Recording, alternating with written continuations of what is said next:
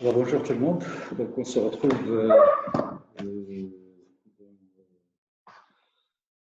sur la série 4, thermodynamique 2. Donc, ici, on va travailler, Inch'Allah, on va travailler l'exercice numéro 4 de cette série. Bien, alors, voilà, qu'est-ce qu'on nous demande ici? Donc,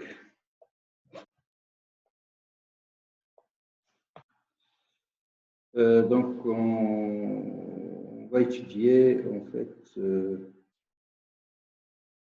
voilà, donc la compression de la vapeur avec changement de phase. Donc, bien sûr, ici, on va s'intéresser au phénomène de changement de phase. Bien. Alors, donc ici, on va travailler avec une molle d'eau, donc à l'état vapeur, surchauffée. Les parois du cylindre sont supposées initialement perméables à la chaleur. L'état initial de la vapeur est T0 T0. On comprime de manière isotherme la vapeur jusqu'à l'état du mélange P1 T1.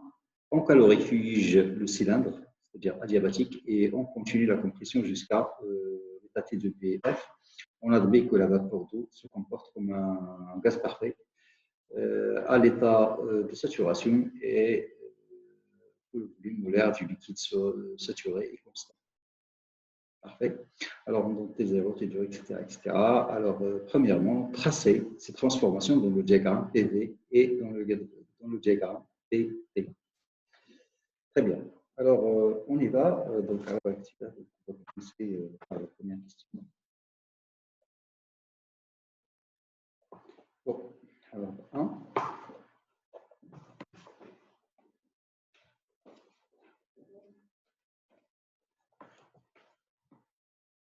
Numéro 1.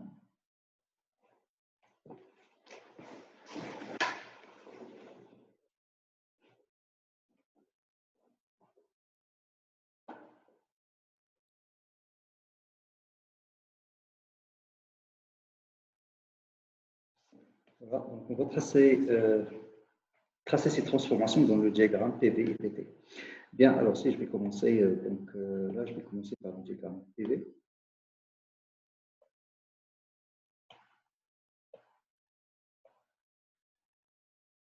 Voilà. Donc ici P, ici on Pascal. Et là on avait. Ici on travaille avec une mole, donc on va dire si on mètre cube par mole en fait, parce que c'est un volume molaire. Bien. Alors, n'oubliez pas, lorsque vous avez un changement de phase, il y a quelque chose d'intéressant.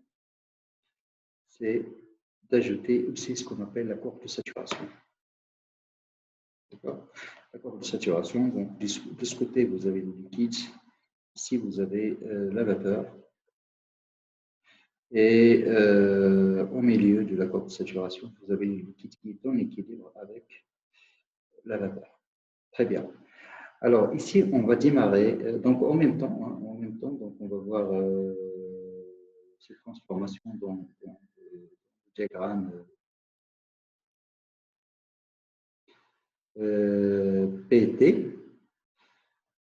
Okay, donc voilà. Et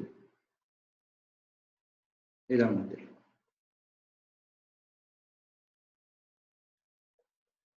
Bien. OK. Donc, dans le diagramme PT, bien sûr, on a la même chose. Donc, nous avons donc la courbe ici qui sépare partie vapeur de la partie liquide. Puis, nous avons la courbe qui sépare la partie liquide et la partie solide. Et ici, vous avez la courbe qui sépare donc la frontière qui sépare la partie solide et la partie vapeur. Très bien. Alors, ce qui est intéressant ici, donc ici, on a ce qu'on appelle le point triple. Donc, c'est là que nous avons coexistence en fait des trois phases, liquide, vapeur, solide en même temps. Et puis, ici, vous avez également ce qu'on appelle le point critique. Donc, ici, de saturation qu'on a ici. Donc, c'est limité par les deux points T et C. Très bien. Alors là, on va démarrer à partir d'une situation initiale où nous avons T0, V0. D'accord. Donc, on va démarrer la situation initiale T0, V0, qui est l'état initial de la vapeur. Donc, initialement, voilà. Donc, à la vapeur, à l'état vapeur surchauffé. Donc, initialement, on était dans un état de vapeur surchauffé dans les conditions T0, V0. On comprime de manière isotherme la vapeur jusqu'au mélange P1T1. Ah, jusqu'au quoi? Jusqu'au mélange. Donc, attention. Donc, je vais revenir sur les diagrammes. Donc, on était initialement ici, par exemple, dans la vapeur surchauffée. Nous avons un volume initial de 0 et une température initiale de 0. Très bien. Donc ici, ça doit être un point quelque part ici, avec une température. Donc ici, on peut lire directement la valeur de la température. C'est la température de 0. D'accord. Puis nous avons aussi la pression qu'on peut trouver. Hein. On peut le déterminer si nous avons bien sûr température et volume. Et après, on fait quoi? Et après, on va comprimer le gaz. Donc, on dit on comprime le gaz de manière isotherme. Alors, donc, on va comprimer le gaz de manière isotherme. Vous savez que dans le diagramme PV, en fait, les isothermes,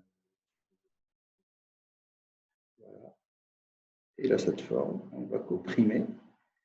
À un certain moment, on va arriver sur la courbe de saturation.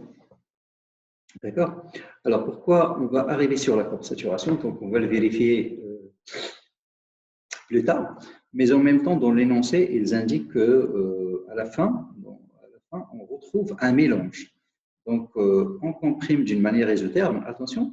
Alors, maintenant, on continue à comprimer. Donc, si on continue à comprimer, bien sûr, l'isotherme à l'intérieur de la courbe de saturation, c'est une droite horizontale. C'est une droite horizontale. Voilà. Donc, on peut dire que, voilà, on est parti du point 0 pour arriver jusqu'au point 1 qui se trouve à l'intérieur de la courbe de saturation pour qu'on puisse parler d'un mélange. Très bien. Alors, l'état final, il est caractérisé par le volume final qui est égal à P1. Donc, ici, c'est donné dans l'énoncé.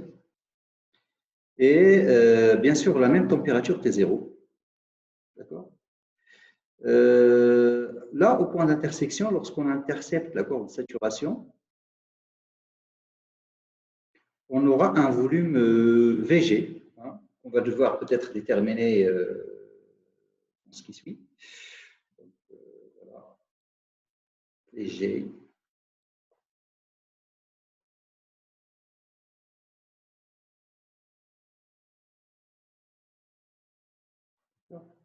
Alors, de toute façon, pour être sûr que l'état 1 se trouve à l'intérieur de la courbe de saturation, voilà, on nous a donné la valeur de V0 ici. On a donné la valeur de V0, c'est égal à 3,5 mètres cubes. On nous donne la valeur de V1 qui est égale à 0,4 mètres cubes. Bien sûr, par mol, en fait, tout ça c'est en mètres cubes par mol, parce qu'il s'agit d'une seule mol. Et donc, normalement, si on trouve VG, voilà, si on calcule VG, on doit trouver une valeur limitée par la valeur de 0,4, quelque chose qui est inclus entre 0,4 et 3,5. Voilà, ce qu'on va faire peut-être dans la première question, la deuxième question de l'exercice. Bien, alors ça c'est la transformation, la première transformation thermodynamique. Ici, voilà, c'est pareil. Donc, on comprime de manière isotherme. D'accord? On comprime de manière isotherme. Voilà. C'est vertical. Et puis après, on arrive sur la courbe de saturation. D'accord? On arrive sur la courbe de saturation. Et puis, lorsqu'on arrive sur la courbe de saturation, on va rester sur la courbe de saturation. Donc, on va rester, en fait, on va rester ici. Donc, le palier qu'on a ici, en fait, ça se traduit par un point ici, d'accord? Ça se traduit par un point. Parce que lorsqu'on est, lorsque nous avons un mélange ici, c'est lorsqu'on est sur la droite. Donc, c'est le diagramme PT. Un mélange, ça se traduit par un point qui se trouve sur la droite. D'accord? Donc, ici, la transformation, donc 0, ça c'est 1. On peut dire, là par exemple, c'est le point 1 sur 2, si vous voulez. D'accord? Alors, pour le point, entre le point 1 sur 2 et 1, d'accord? On doit rester sur la droite. On doit rester sur, on doit rester sur cette courbe qu'on a ici. D'accord? Mais en même temps, la température ne varie pas. Donc, si tu veux rester sur la courbe et que la température ne varie pas, donc il s'agit bien d'un point. D'accord? Donc ici, ça va être le point. Vous avez c'est 1,5, mais en même temps, c'est aussi le point 1. D'accord? Donc, voilà. C'est ça la transformation que nous avons. Donc, et ça, c'est parmi les défauts en fait, du diagramme PT. Voilà, c'est d'éclipser. En fait, c'est qu'il éclipse ce qu'on a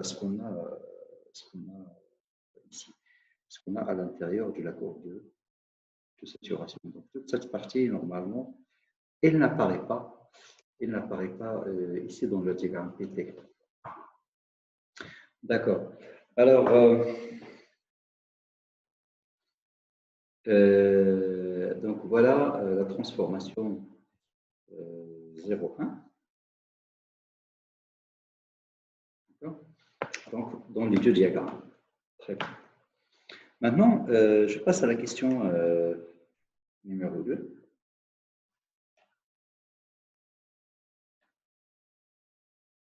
Alors, dans calculer le volume VG où apparaît la première goutte. Donc, voilà, je vous remontre. Donc, ici, calculer le VG où apparaît la première goutte liquide. Alors, la première goutte liquide, donc, ça apparaît le point 1,5. Hein, donc, ici, nous avons apparition.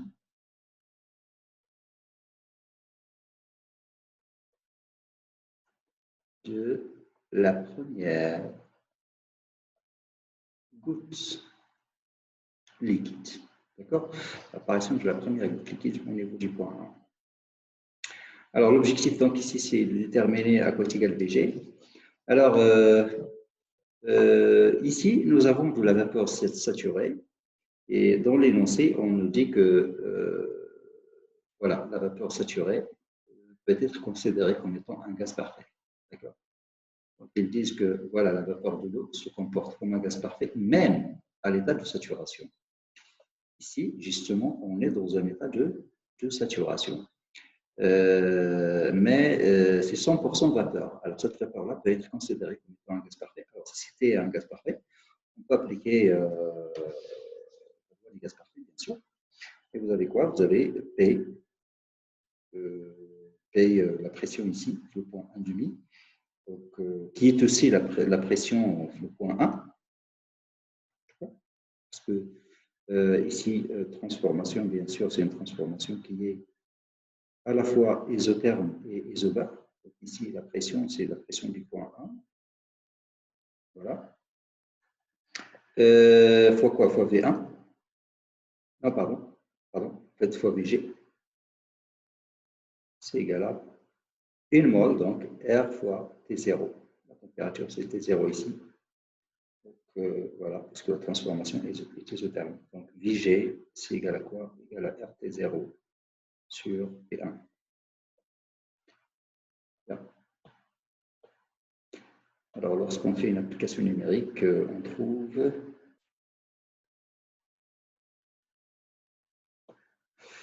alors, application numérique. on trouve VG, c'est égal 1,9 1,29 mètres cubes par mol. Bien, ce qui est inclus entre 0,4 et 3,5, ça veut dire effectivement, lors de la transformation 0,1, on entre à l'intérieur de la courbe de saturation. Bien, maintenant on passe à la question numéro 2.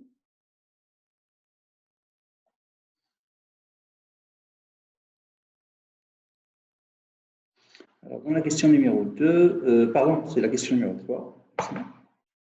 On a déjà la question numéro 3. Sachant que la chaleur latente de vaporisation de l'eau varie avec la température selon la loi empirique LV est égal à T plus B, A, calculer la valeur de la chaleur latente LV en T0. Ok, donc on a LV, en fait ça c'est 3A. LV à la température T0, c'est égal à quoi? On nous dit que c'est égal à AT0 plus B. On nous donne la valeur de A, on nous donne la valeur de B, donc on a tout ce qu'il faut pour faire le calcul. Donc, on se contente de faire une application numérique ici. Et qu'est-ce qu'on trouve? On trouve que LVT0, c'est à peu près égal à 42,8 kJ par mol.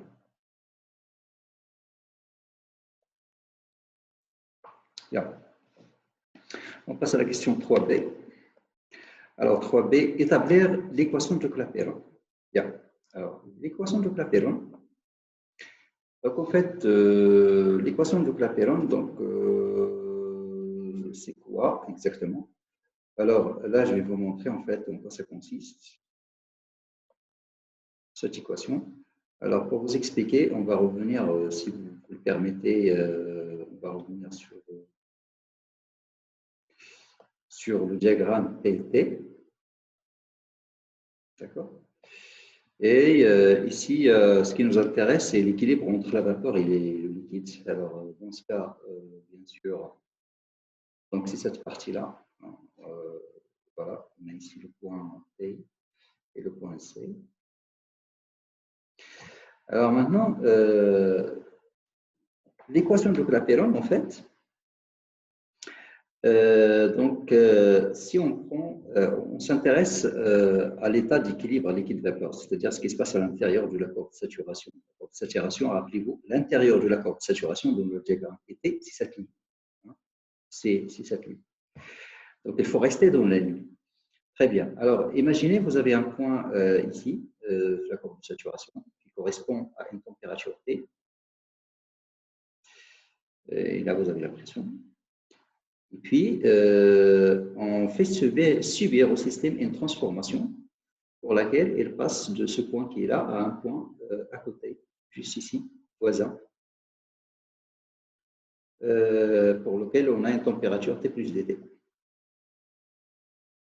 Alors, de ce côté, c'est pareil. Donc, vous avez P. Et là, pour le deuxième point, vous avez P plus dp. En fait, l'objectif ici, l'objectif de la relation de Clapeyron, c'est d'établir tout simplement le lien qu'on a entre dp et dt. D'accord? Donc, voilà, on cherche c'est quoi la relation entre la variation de la pression et la variation de la température. Bien, alors comment est-ce qu'on va faire pour établir ce lien?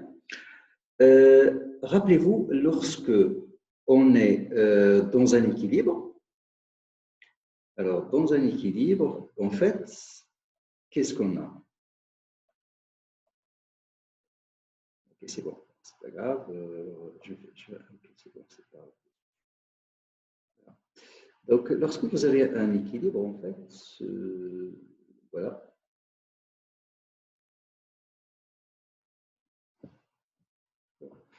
Donc, lorsque vous avez un équilibre,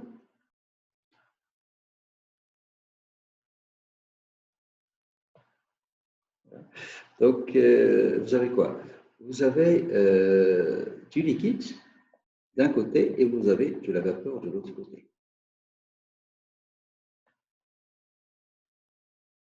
Ça, c'est ce qu'on appelle un équilibre. D'accord? Et rappelez-vous, cet état-là, l'état du système ici, l'état de mon système, qui est un mélange, il est représenté par un point qui se trouve sur la courbe de saturation sur le diagramme PT. Ce qu'on doit savoir, c'est quelque chose que vous avez dans le cours, c'est que à chaque fois que nous avons un équilibre, alors il faut admettre que l'énergie libre de la phase liquide, c'est égal à l'énergie libre molaire de la phase vapeur. Pardon. Vous avez cette égalité. Tout le temps, chaque fois que vous avez un équilibre, alors vous avez forcément cette égalité. D'accord? Donc, c'est un résultat que vous avez eu dans le cours. Donc, c'est un résultat qu'on doit appliquer à chaque fois que nous avons un point sur la courbe de saturation. N'est-ce pas? Très bien. Alors, si on peut l'appliquer à chaque fois qu'on est sur un point de saturation, donc on va l'appliquer pour le premier point et on peut aussi l'appliquer pour le deuxième point. Alors, pour le premier point, qu'est-ce qu'on a? On a G vapeur 1, c'est égal à G liquide 1. D'accord? Et G vapeur 2, c'est aussi égal à G liquide 2. D'accord? Et puis quoi? Donc, maintenant, les variables. Alors, le point 1, les variables, c'est T et P. Même chose ici, vous avez T et P. Mais là, attention, vous avez T plus DT, P plus TP. Même chose ici, T plus DT, P plus DP. Très bien. Maintenant, on va faire la soustraction. On va faire, voilà. On va faire, pardon, ici 1. Ah non, oh, c'est pas 1, c'est 2. C'est 2. Okay. Bien. Alors, vous avez quoi? Vous avez GV2 moins GV1 est égal à GL2 moins GL1. Alors, GV2 moins GV1, c'est DG, tout simplement. C'est DG de la vapeur. C'est la variation de DG. Hein, lorsque la température varie de T plus DT, de T à T plus DT, et la pression de P jusqu'à P plus DP. Et l'autre, c'est égal à quoi? C'est égal à DG du liquide lorsque la température varie de la même chose et la pression également. Maintenant, rappelez une chose. Rappelez à quoi est égale l'expression de DG. Alors, pour la vapeur, DG vapeur, rappelez-vous, c'est moins S de la vapeur, DT, plus V de la vapeur, pour DV. Même chose pour le liquide. C'est moins S du liquide, c'est ce qu'on avait fait au chapitre 3, DT, plus V du liquide, TP. Pardon. C'est pas fait, c'est V. Ici, c'est P en fait. Voilà. Très bien. Tant mieux parce que ce qu'on cherche, c'est quoi? C'est dP sur dt. Donc, on est presque. Donc, on a quoi? On a S du liquide moins,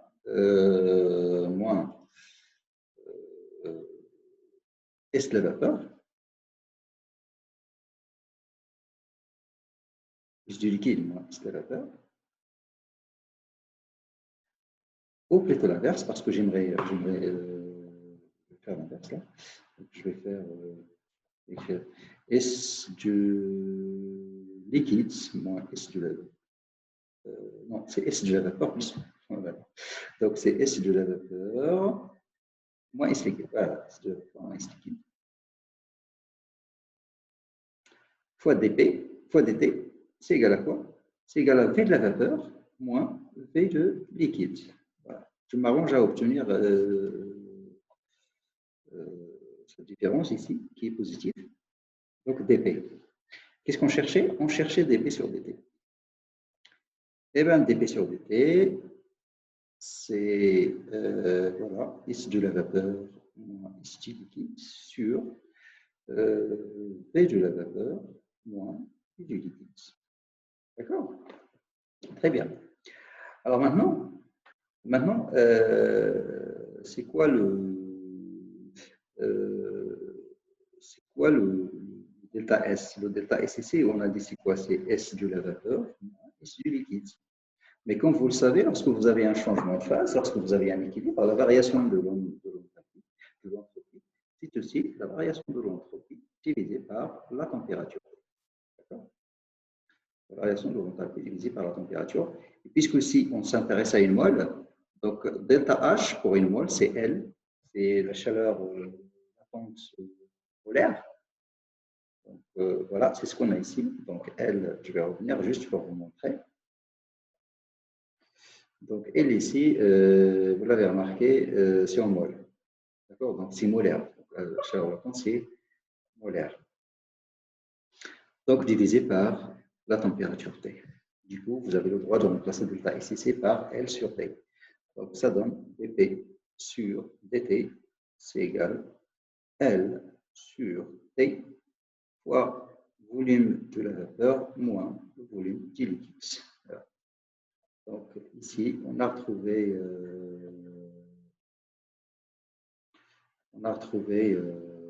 ce qu'on appelle l'équation de Clapeyron. Voilà, c'est ce qu'on cherche.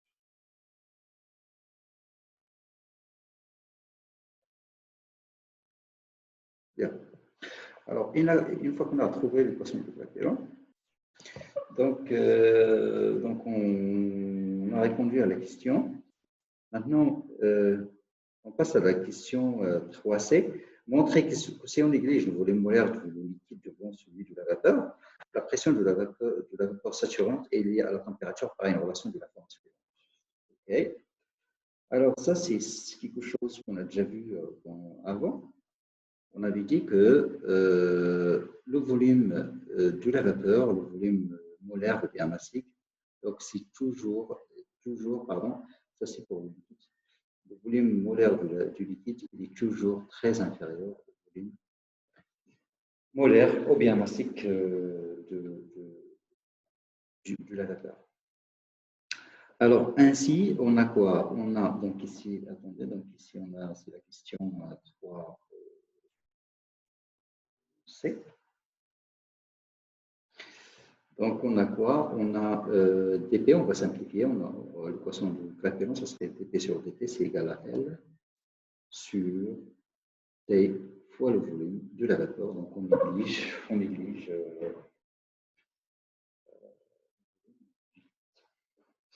et puisque la vapeur peut être considérée comme étant un gaz parfait, donc ici, c'est pour une mole, donc on a c'est RT sur P. Donc, je remplace, on aura dP sur dt, c'est égal à L. Voilà, mais L, je peux aussi la remplacer. Donc, on avait dit L, c'est quoi? C'est A fois T plus V.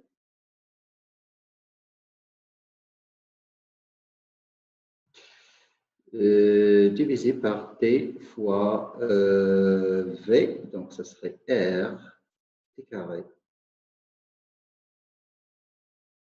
fois la pression ici. D'accord? Donc, je remplace RT carré.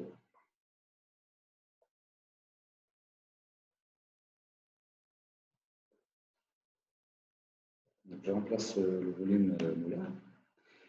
Et après, on sépare les variables et on aura dP sur P. C'est égal A fois T plus B sur R T carré fois dB, qui est égal A sur RT fois dt plus B sur R T carré fois dt. Maintenant, en intégrant cette équation, puisqu'on obtient ln de T est égal, ici, c'est A sur R ln de T moins B sur RT. D'accord? Bien sûr, plus une constante qu'on va noter A. D'accord? Et après, Et après, on va poser C, c'est voilà, et B, C. Donc, après, si on pose donc B,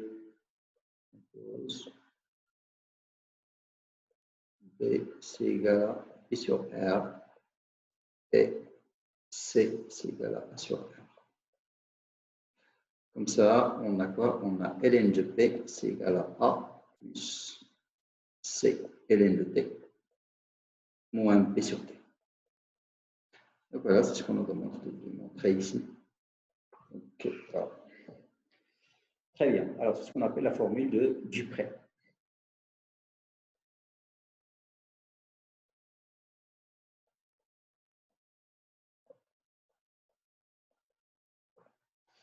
Bien.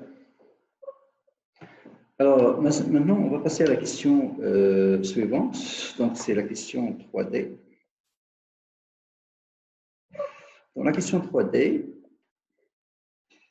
on nous demande de trouver les expressions et les valeurs du paramètre P et C. Donc, ça, c'est déjà fait, en fait. En déduire la valeur de la constante A. Maintenant, il reste à trouver la valeur de la constante A. Très bien. Alors, pour le A, en fait, c'est très simple. Donc, vous avez quoi? Vous avez, on est dans un état d'équilibre. Donc, lorsqu'on est dans un état d'équilibre, bien sûr, voilà. Donc, on a en fait, ln de T, voilà, en fonction de T. Très bien. En fait, ici, voilà, en fait, ici, c'est très simple. Donc, il suffit de prendre, par exemple, donc on est à l'intérieur de la courbe de saturation, donc la relation du J', ça marche tant qu'on est à l'intérieur de la courbe de saturation. Et tout à l'heure, on avait dit que si vous avez une transformation isotherme, alors il est forcément isobar, c'est normal, parce que, regardez ici, d'après la loi du Dupré, donc si vous fixez la température, alors automatiquement la pression, elle est fixée. Donc pour trouver A, il suffit de prendre, voilà, je vais prendre T est égal à T0. D'accord. Je vais donner T à la température T, donc je vais prendre c'est T0. Et si on prend T est égal à T0, alors la pression c'est égal à P1. D'accord. La pression P1, donc on l'a, on nous a donné l'expression, voilà la valeur de P1. On nous a donné également la valeur de T0. Donc on a quoi? On a A, c'est égal ln de P1 moins C ln de T0 plus B sur T0. Donc, on fait une application numérique. Donc, on trouve A égale, voilà, application numérique. Donc, pour le A,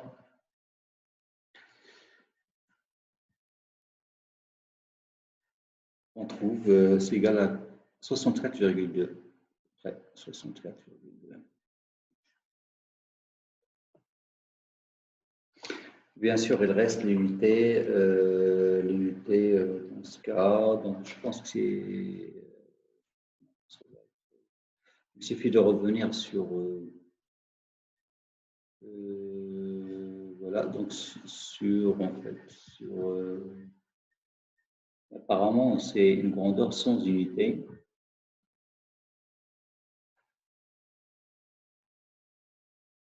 Voilà, donc c'est normal, ça doit être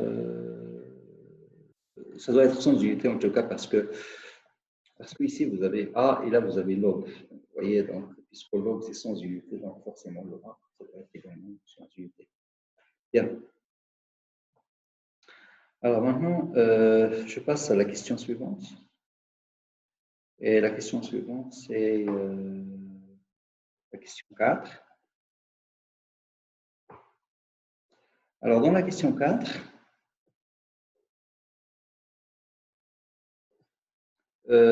trouver successivement les expressions et les titres voilà, et les valeurs de x1, du travail W01 et de la chaleur Q01 pendant la compression isotherme de V0 jusqu'à V1. Okay. Donc, X1, V01, Q01. Je cherche X1, W01, et puis Q01. Très bien. Alors maintenant, je vais revenir sur ma transformation. Donc, la transformation, c'est ce qu'on a ici. On cherche le X, le titre massique en point 1, le titre en vapeur. Donc, le titre en vapeur,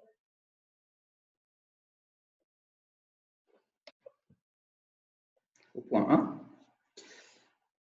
on a quoi? On a X1, par définition, en fait, c'est le volume de la vapeur sur le volume total, qui est le volume de la vapeur plus le volume du liquide. Mais ici,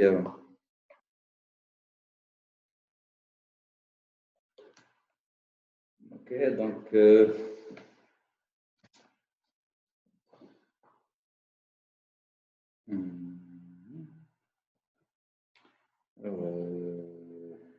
sinon, voilà, donc je peux utiliser, je peux passer par autre chose. Donc, on nous a donné le volume en 1. Alors, le volume en 1, c'est la fraction de la vapeur fois V, le volume molaire de la vapeur, plus 1 moins X1 fois le volume du liquide. Vous voyez? Fois le volume du liquide. Mais comme on l'avait dit, le volume du liquide, généralement, c'est négligeable. D'accord? Alors, si c'est négligeable, donc on peut directement écrire que X1, c'est égal à quoi? Eh bien, c'est égal à V1 sur VV. D'accord? V1 sur VV. Alors, on fait une application numérique. On a X1, c'est égal. V1, on nous donne, c'est 0,4 divisé par le volume de la vapeur qu'on a déjà calculé. Et ce qu'on a calculé, on a trouvé 1,9 à peu près. 1,9 divisé par 1,9. D'accord. Donc, voilà. Et qu'est-ce qu'on trouve?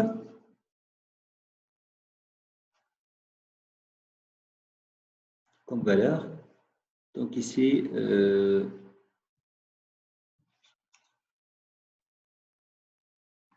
voilà. Donc, en fait,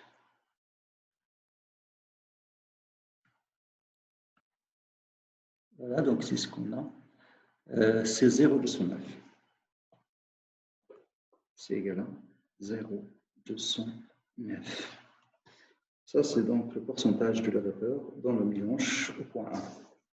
Bien, alors ça, c'est pour la quatrième question. Donc, il reste encore à travailler, à chercher W01. Alors, W01,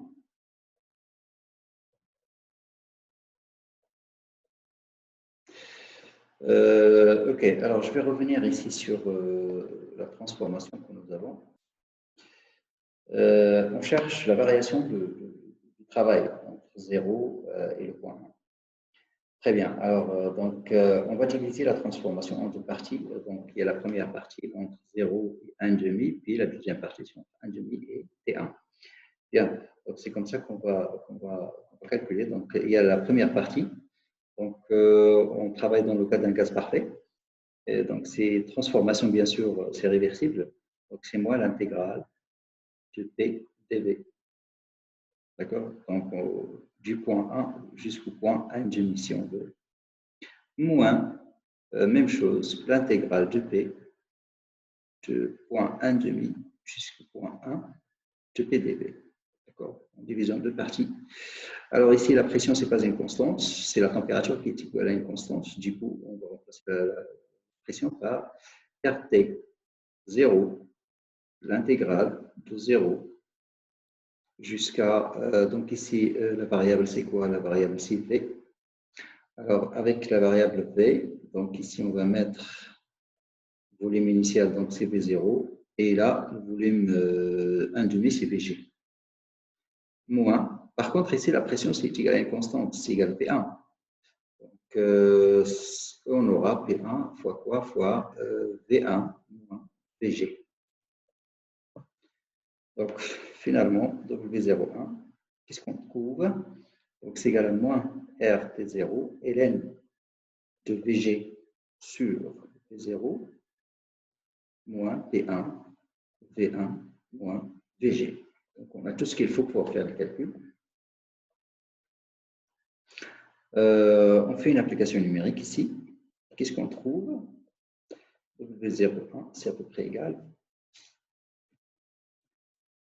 3,774 kJ par mol. Donc, on travaille toujours avec une onde. Voilà. Très bien. Donc, on a calculé W01. Maintenant, on va chercher à quoi est égal Q01. Alors, Q01,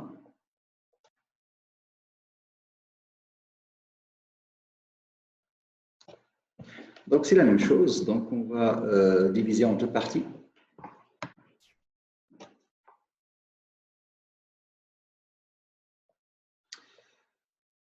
Okay. Donc, Q01. Alors, la première partie, donc, on avait dit, c'est Q0 de 0 jusqu'à 1,5. Là, vous avez une transformation isotherme. Lorsque c'est une transformation isotherme, donc ça doit être égal à moins W. Okay, donc, je vais aller doucement là. Donc, c'est égal, on a dit Q de 0 jusqu'à 1,5 plus Q de 1,5 jusqu'à 1. Alors, 0 jusqu'à 1,5, c'est une transformation isotherme. Lorsque c'est isotherme, donc delta U c'est égal à 0 dans le cas d'un gaz parfait, puisque là c'est dans le cas d'un gaz. Donc, voilà, je signale que ici, c'est gaz parfait. Par contre, là, c'est un mélange. C'est l'intérieur de la courbe de saturation. Donc, dans le cas du gaz parfait, puisque la température est constante, donc c'est égal à moins W, 0 jusqu'à 1,5 qu'on a déjà calculé. Et pour l'autre, la pression est égale à une constante, c'est égal à delta H, tout simplement, de 1,5 jusqu'à 1. D'accord? Vous savez que lorsque la pression est égale à une constante, la transformation isobare ici, Q, c'est égal à delta H. Donc, ça, c'est quelque chose qu'on a déjà calculé. Donc, c'est égal à moins RT0, c'est plus maintenant. Donc, c'est RT0 ln de VG divisé par T0, plus le delta H. C'est quoi le delta H? Eh bien, c'est c'est le delta X, d'accord, fois LV, fois évaporisation. Donc, le delta X ici, de 1,5, c'est la variation de la fraction jusqu'à 1. Donc, c'est égal RT0 ln de VG sur V0 plus delta X ici, c'est X1 moins 1. D'accord, on est parti de ce point. X ici, c'est égal à 1. La portion du titre de la vapeur, c'est égal à 1. Et là, vous avez un titre qui est égal à X1. Donc, on est parti de 1 jusqu'à X1. Donc, c'est pour ça qu'on écrit ici 1 moins, plutôt X1 moins 1 fois L. Donc, voilà, Q0. On fait une application numérique. Qu'est-ce qu'on trouve? On trouve Q0, c'est à peu près égal. Moins 35,28.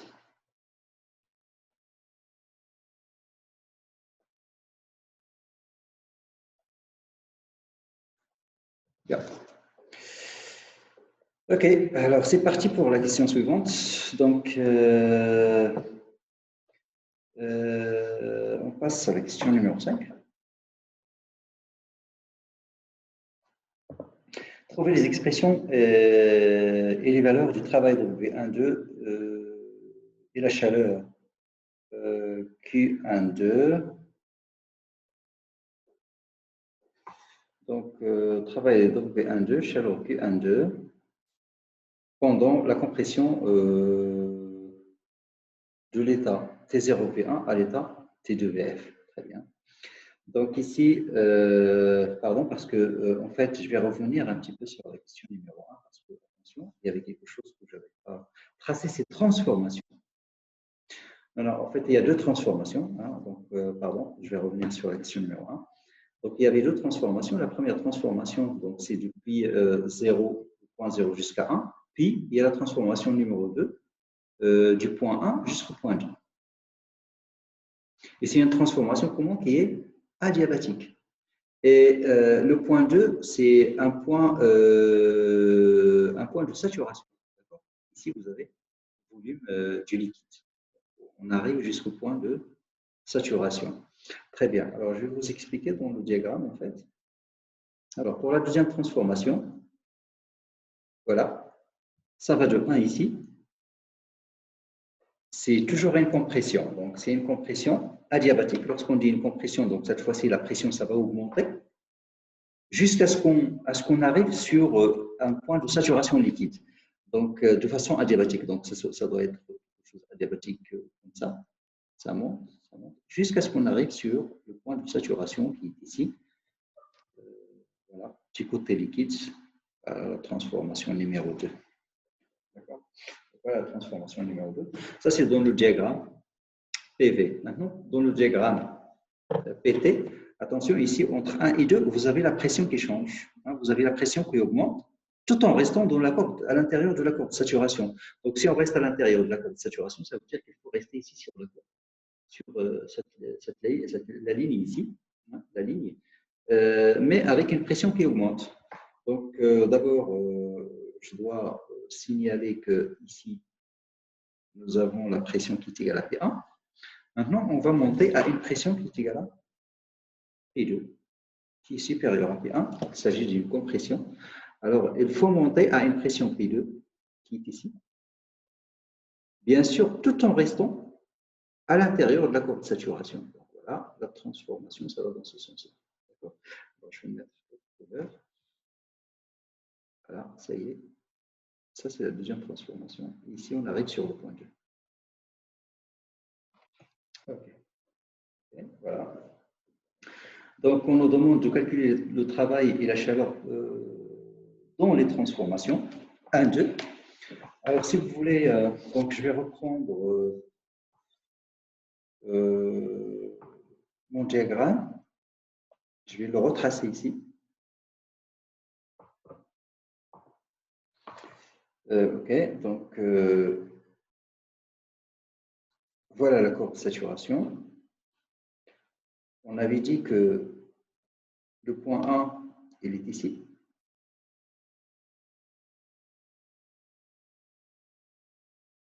Et puis, on fait subir au système une transformation adiabatique qui va nous faire passer jusqu'à un point qui se trouve sur la courbe de saturation du côté du liquide. Donc, voilà. Ici. Donc, ici, vous avez x2, c'est égal à 0. D'accord? Lorsqu'on se trouve du côté du liquide, donc, c'est l'apparition de la première bulle gazeuse, en fait.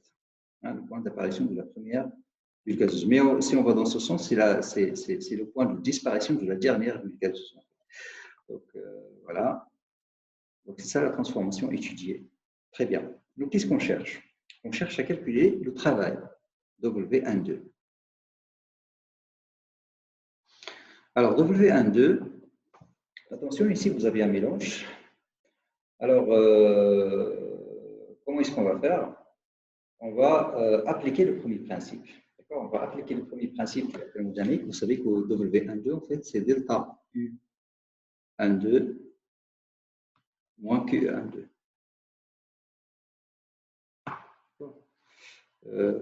Moins Q12. Alors, puisque la transformation est adiabatique, donc Q12, c'est égal à 0. Donc, tant mieux. Donc, ici, on va chercher la variation de la fonction d'état qui est l'énergie interne. vous savez, lorsqu'on parle d'une fonction d'état, donc on peut envisager un chemin, n'importe quel chemin, menant de l'état initial jusqu'à l'état final. Donc, au lieu de suivre le chemin réel, je peux imaginer un chemin fictif. D'accord? Je peux imaginer un chemin fictif. Donc, composé de l'isotherme ou bien l'isobare, qui on va garder la pression est égale à une constante dans un premier temps, qui est égale à P1 toujours. Et puis après, on va suivre la courbe de saturation pour arriver jusqu'au point final. D'accord? Donc, c'est comme ça qu'on va décomposer notre travail. Donc, ici, on va mettre un point. Ici, c'est 1, 2. Bon, je vais le noter 3 sur 2. C'est pas grave. 3 sur 2. Donc, mon delta U1, 2, c'est égal à delta U allant de 1 jusqu'à 3 sur 2, plus le delta U allant de 3 sur 2 jusqu'à 2. Alors, delta U allant de 1 jusqu'à 3 sur 2, en fait, c'est delta de H moins PV. D'accord? Je vais passer le H, plus delta U. Voilà, delta U 3 sur 2 jusqu'à 2. Alors, ici, ce n'est pas la peine de passer le H parce qu'on est dans le liquide. Bon, alors, je vous rappelle qu'à chaque fois que vous avez un équilibre entre liquide et vapeur, généralement, on travaille avec la fonction enthalpie. On travaille avec la fonction enthalpie. Mais dès que vous n'avez plus de mélange, alors en ce moment-là, vous pouvez aussi travailler avec la fonction énergie interne, il n'y a aucun souci. Alors, justement, entre le point 3 sur 2 point 2, on n'a pas de mélange, en fait. Ici, c'est une saturation. Donc, c'est 100% liquide. D'accord? C'est 100% liquide. Alors, c'est égal à delta H moins P delta V, moins P1, parce que la pression ici, c'est égal à une constante, plus delta U. Dans le cas d'un liquide, vous savez, c'est la variation de l'énergie interne. Dans le cas d'un liquide, ben, c'est donné, donc c'est égal à C du liquide fois la variation de la température, fois delta T. Donc, 3 sur 2 jusqu'à 2. Donc, pour les états condensés, hein, c'est un état condensé ici. Donc, je vous rappelle. Donc, dans l'état condensé, voilà, vous écrivez ça. Ça ressemble un peu aussi au cas du gaz parfait, sauf que dans le cas du gaz parfait, vous mettez CV à la place de CV.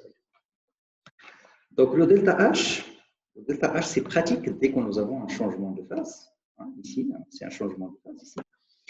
Alors, c'est pratique. Pourquoi? Parce que le delta H, c'est simplement ce delta X. D'accord? C'est delta X fois L. Alors, le delta X ici, donc entre 1 et 3 sur 2. Moins P1, le delta V, c'est quoi? Eh bien, c'est V liquide moins V1. On a déjà. Plus C liquide fois quoi? Fois T2 moins T1. Fois T0, pardon. Parce que ici, c'est la température, c'est T0. Bien. Alors, c'est quoi le delta X? Eh bien, le delta X ici, c'est le delta X de la vapeur. Hein, et la vaporisation, delta X de la vapeur, c'est 0 moins. Parce que ici, c'est 0. Voilà. Moins quoi? Moins X1. Élevé. Moins T1. N'oubliez pas, V liquide, c'est toujours négligeable devant le reste. Donc ici, ça serait plus T1, T1 tout simplement, plus C liquide fois T2 moins T0. Maintenant, j'aimerais savoir si on nous a donné à quoi est égale la température finale. Donc, s'il y a une indication,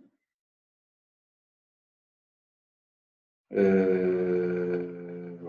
on a le VF. Ah voilà, justement, on nous a donné la température T2, donc c'est égal à 30. Ok, c'est bon. Donc on a tout ce qu'il faut, je crois, pour faire les calculs. Donc voilà, W12. Donc c'est égal à moins X1L plus P1 V1. En fait, L ici, c'est LT0. C'est elle qu'on avait calculé dans la question avant. D'accord. Donc, 1, 2, on est toujours la température T0, isotherme T0,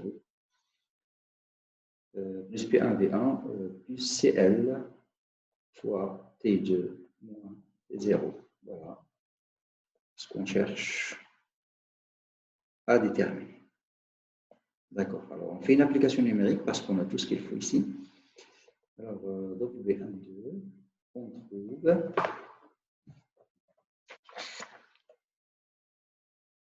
c'est moins 6,95 kilojoules.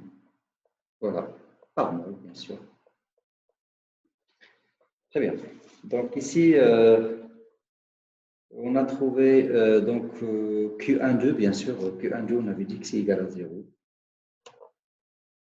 Donc, voilà.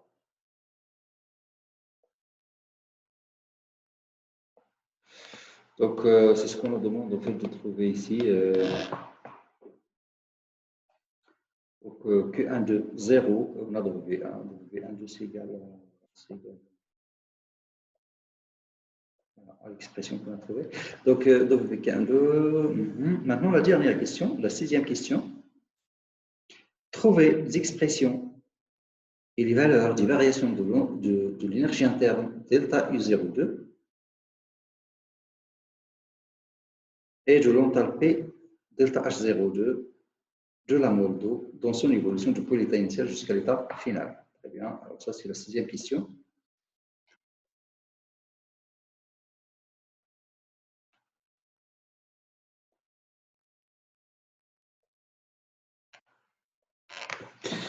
Question numéro X.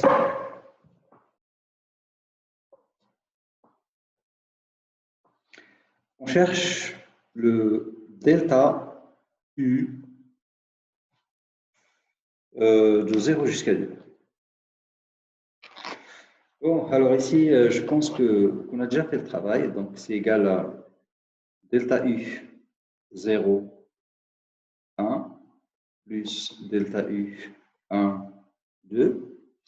Delta U01, c'est Q01, qu'on a déjà déterminé, plus W01, également déjà déterminé, plus delta U12, voilà, c'est 0, parce que la chaleur pendant la transformation adiabatique, plus W12 qu'on a également trouvé. Donc, je pense que on a tout ce qu'il faut. On a tout ce qu'il faut pour trouver, pour calculer delta U. Donc, Q01, W01, c'est déjà calculé. Voilà. Et W12 également déjà calculé. Donc, application numérique. Delta U 02, c'est égal à quoi? C'est égal à moins 40,817 kilojoules. Maintenant, on va faire la même chose avec le H. Alors, pour le H, on sait que delta H02, c'est égal à delta U02 plus delta PV 02. Delta U02, c'est déjà fait, plus delta PV, donc c'est P2V2 moins P0, P0. Est-ce qu'on a tout ce qu'il faut?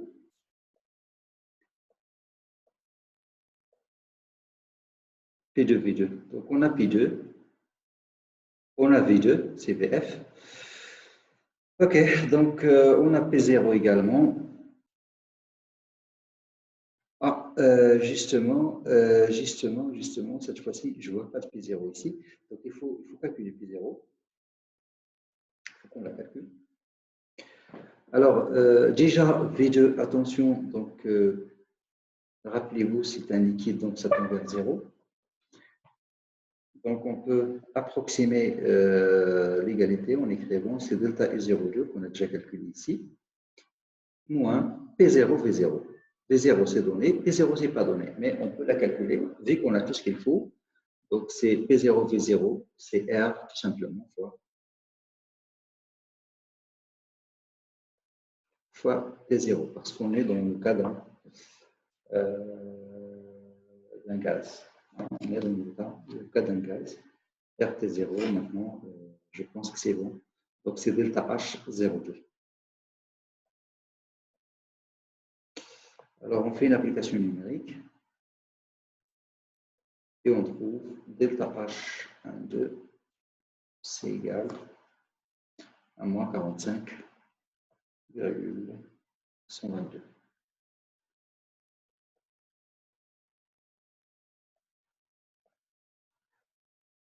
Voilà. Là, on vient de finir l'exercice numéro 5. Merci. Merci à tout le monde.